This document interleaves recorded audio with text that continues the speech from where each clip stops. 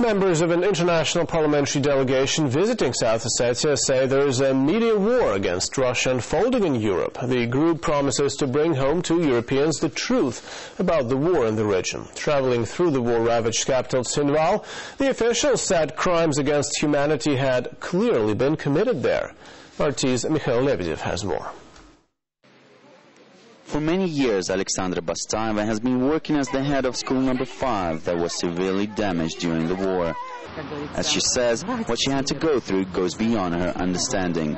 A lot of people died savagely. It's clear that military facilities came under fire. It's more or less normal. But firing at civilians, children and old people is a monstrous act. Genocide. It's true, but there must be another word for it which I don't know.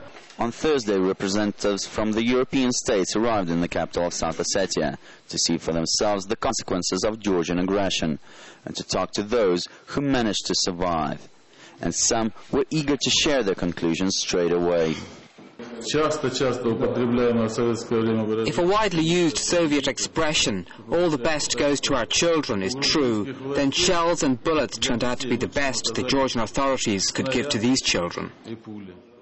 But it seemed that the harshest impression came when the delegation arrived in the Jewish quarter, a site that suffered the most with scars of war everywhere. And what the visitors saw was hard to contain. No, it's terrible what I can see here, because I don't understand this attack against common people.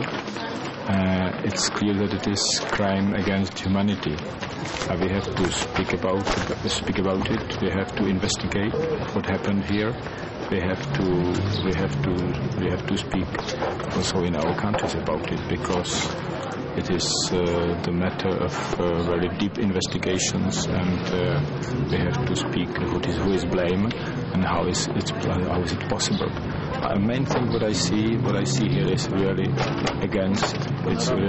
crime against humanity.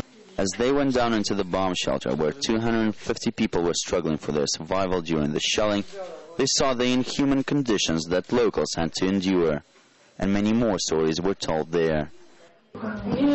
We didn't want water, we didn't want to eat, we were so frightened. A woman with shell fragment wounds lay here for 2 days. We couldn't go out into the street. Thus far, Russia is virtually the only state that actively helps the South Ossetians to return to normal life. And the Vice Speaker of the Russian State Duma has made yet another proposal. The Russian Parliament should take into serious consideration the devastation in South Ossetia and make amendments in the 3-year budget to locate extra means to help the people. In the beginning of the conflict, Europe harshly reacted to Russia's decisive actions, but lately the position started to soften. And it seems that this visit could make another big contribution for better understanding in the West on how and why these atrocities happened. The more we see all these disasters and the more we find out about what really happened here, the better European society will understand why Russia had to act the way it did.